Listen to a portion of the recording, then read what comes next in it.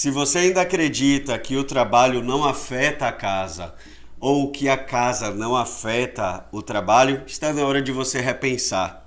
Afinal de contas, somos a mesma pessoa. É claro que nós temos comportamentos diferentes a depender do ambiente, mas é muito difícil a gente pensar que uma relação como o trabalho, por exemplo, que é uma relação de longo prazo, isso não traga conflitos para dentro da casa ou que a casa não afete o trabalho. Justamente por isso que nós vamos ter que pensar uma quantidade muito grande de fenômenos que estão nessa relação casamento-trabalho, família-trabalho. Porque são muitos dilemas, inclusive no contexto contemporâneo, ainda temos que lidar com o fato de que não é apenas mais uma pessoa. Normalmente, o casal está trabalhando. E além de tudo isso, tem que lidar com criação de filhos, organização da casa, gerenciar as próprias emoções, gerenciar o próprio casamento. Como é que a gente faz tudo isso em 24 horas? Justamente por conta de todos esses dilemas que o casal e a família vai se perdendo e vai gerando conflitos e distanciamentos. E é justamente o convite do nosso vídeo de hoje para que a gente reflita e encontre mecanismos e soluções de como lidar com tudo isso. Eu sou o Dr. Vinícius Farani, psicólogo clínico, doutor em família, e bem-vindo ao nosso canal.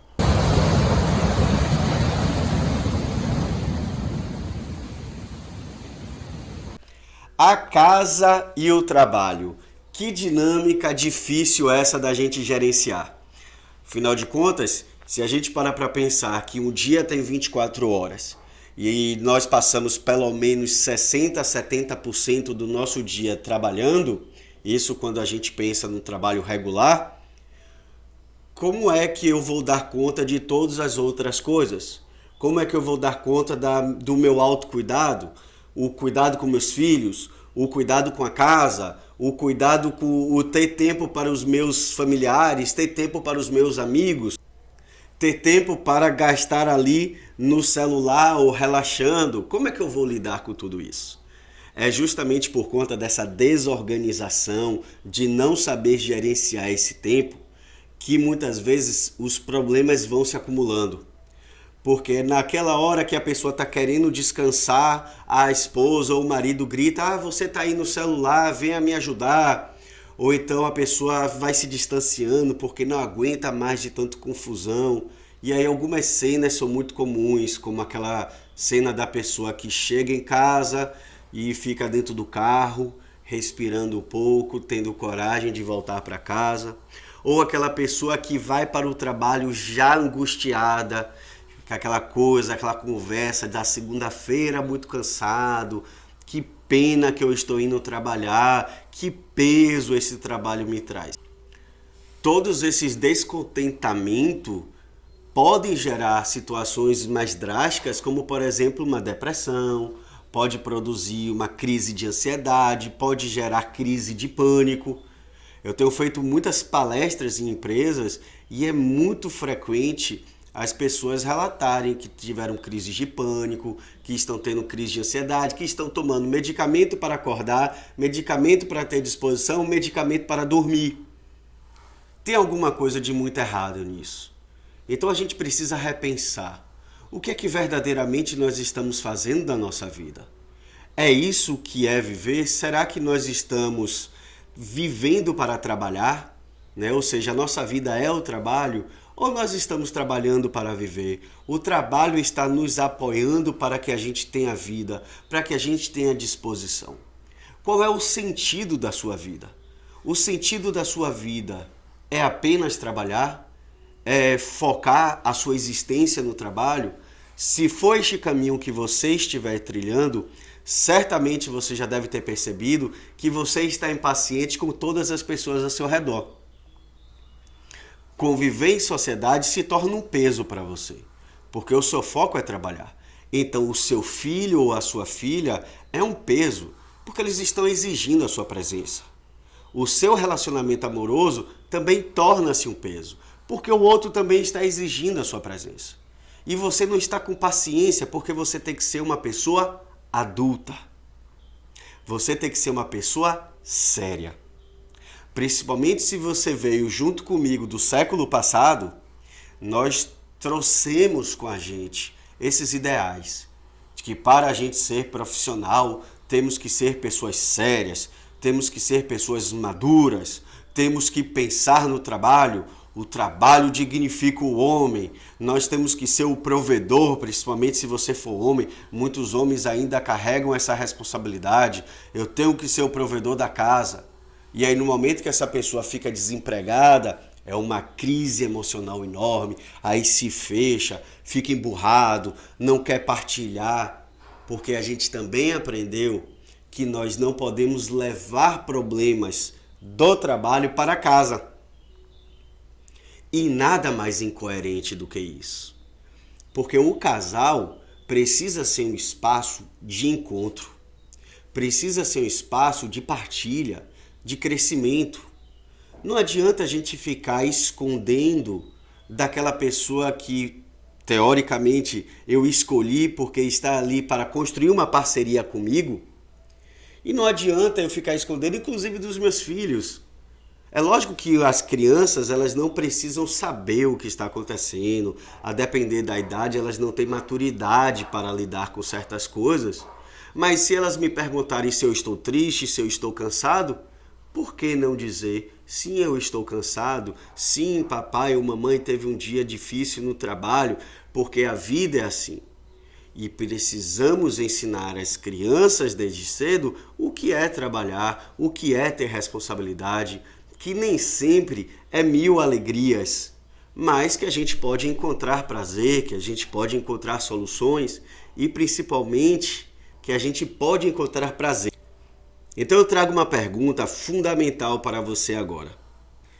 Se eu tirasse de você o seu trabalho exatamente agora, você sentiria falta dele? O seu trabalho é um bem ou o seu trabalho é um peso na sua vida? Se você perdesse seu trabalho hoje. E aí vem as respostas. Eu posso sentir falta porque eu vou perder o dinheiro. Eu vou sentir falta porque eu gosto dos meus colegas. Eu vou sentir falta porque eu gosto do meu trabalho. Então, se você gosta, faça ele com sentido. Não torne o seu trabalho uma experiência mais pesada do que verdadeiramente ela é. Porque isso vai fazer com que você sofra. O seu dia não vai ter sentido. A sua vida não fará sentido. Agora, se ao te fazer essa pergunta, você não sente falta do seu trabalho, ou você não vê sentido nele, talvez esteja na hora de você pensar sobre reposicionamento profissional. E que, obviamente, seja feito com responsabilidade, não seja feito de uma forma imprudente, nem de uma forma inesperada, mas que seja feito de uma forma organizada, progressiva. Por quê? Porque aqui no consultório, principalmente eu que trabalho com muitos casais, às vezes o que eu mais vejo aqui são as angústias do trabalho afetando o cotidiano. As pessoas chegam aqui para dizer, ele está muito silencioso, ou ela está passando por dificuldades e ela se fecha. E qual é o problema? A pessoa que se fecha, ela acredita que ela não está levando o problema para o outro. Mas vai estar. Porque se eu gosto de você e eu vejo você mais triste, eu vejo você com a cara fechada, eu vejo você mais irritado, por mais que você ache que você não está me afetando, sim, você está me afetando. Porque eu estou te vendo. E nós somos seres de relação. Você não precisa falar para me machucar ou me incomodar. Eu vejo, se eu tenho empatia, eu consigo reconhecer como você está. E se eu gosto de você, isso vai me incomodar porque eu quero ver você melhor. O casal precisa romper certos ideais que trouxemos do século passado, como esse ideal de que cada um se resolve, ou que a gente não leva trabalho para casa ou problema para casa. Muito pelo contrário, casal e família é uma experiência que precisa ser de troca. Senão eu estarei sendo uma pessoa parcial, como nós somos no mundo social. No mundo social nós somos partes. As pessoas conhecem uma parte do Vinícius Farani, o Vinícius Farani esportista, o Vinícius Farani psicólogo, o Vinícius Farani que é casado. Mas minha família sabe verdadeiramente quem eu sou. Porque lá dentro eu preciso ser inteiro, com o meu melhor e com o meu pior. Porque é a partir daí que a gente gerencia isso. Nada pior para um casamento ou para uma família, pessoas que não se abrem. Elas dificultarão a negociação, elas dificultarão a possibilidade de encontrarmos soluções juntos. Então é fundamental que vocês construam essa troca, para que a gente possa desabafar. O casal precisa construir uma relação de parceria. Nós criamos tantas estratégias para ganhar futebol, estratégias para ganhar mais dinheiro, estratégias para sermos profissionais melhores. Nós temos que ter estratégias também para ter uma família melhor, para ter uma convivência de casal melhor. E uma dessas estratégias, às vezes, são reuniões em família, para que a gente consiga discutir quais são os projetos da casa, quais são os projetos da família. Quais são as estratégias? Será que este é o melhor lugar para a gente trabalhar? Será que não está na hora de alguém fazer um investimento em um curso? Será que a gente pode pensar em transformar a realidade de uma outra forma? Porque a gente fica muitas vezes pensando sozinho e o outro pode ter uma solução ou uma ideia que nos faz pensar diferente, que possamos construir diferentes. O casal precisa formular e construir uma relação de parceria.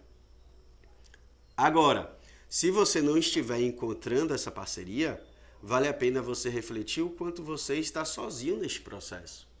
Às vezes tem casais que eu trabalho que eu digo, há uma diferença entre estar casado e coabitar. Coabitar é habitar em conjunto, como amigos, como colegas. Estar no relacionamento implica em construção, implica em vínculo, implica em construção de intimidade, de confiança, de parceria. E tudo isso precisa ser pensado. Para que vocês ocupem o mesmo lugar? Não, mas para que vocês gerenciem. Quem é o melhor da casa em finança? É que uma empresa, uma pessoa toma conta do setor financeiro, outra pessoa toma conta de um outro setor que eu funciono melhor. Outras áreas precisam ser feitas em colaboração. O casal precisa negociar isso. E não negociem baseado no ideal, na fantasia, no que poderia ser. Negociem baseado no que vocês hoje realizam. Quem é bom em quê? Como eu posso ser melhor em tal área? Porque não esperem que o seu parceiro entenda que porque você está trabalhando demais, ele vai ou ela vai ter que entender a sua ausência. Não vamos entender a sua ausência. Então nós temos que ter tempo para o trabalho. Mas a gente também precisa colocar a família como prioridade, relacionamento como prioridade e o seu autocuidado como prioridade. Nós precisamos gerenciar a nossa vida para que a nossa vida faça sentido. E acredite no que eu estou dizendo, eu já trabalhei isso com inúmeros empresários, donos de indústria, pessoas de diversos campos de liderança. Não estou aqui oferecendo para que vocês ganhem menos.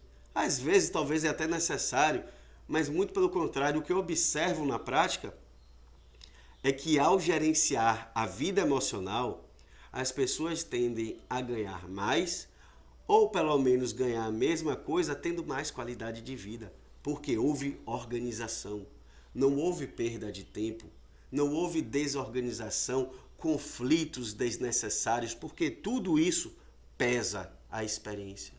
Só o fato de eu retirar as angústias, de eu diminuir o nível de conflito, de eu aprender a gerenciar as minhas emoções, de eu aprender a ter um casamento mais feliz, só isso já é extremamente lucrativo para a minha vida.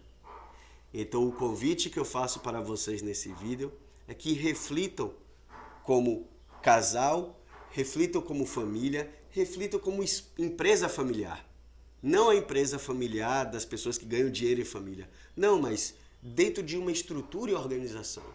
Se gastamos tanto tempo estruturando nossa vida profissional, por que não gastar tempo para estruturar a nossa vida familiar?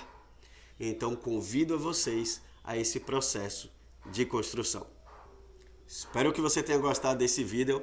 Inclusive, eu tenho um livro que eu falo sobre os relacionamentos na contemporaneidade, a democracia, essa relação de acordos nos tempos contemporâneos.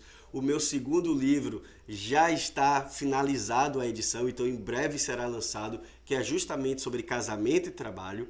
E se você é psicólogo, terapeuta, pessoas que trabalham com casal, eu tenho também um curso que eu falo, um curso totalmente online, que eu trago todas as bases estruturais do relacionamento. Então, material aqui eu sempre falo, material é que não falta, conhecimento é que não falta.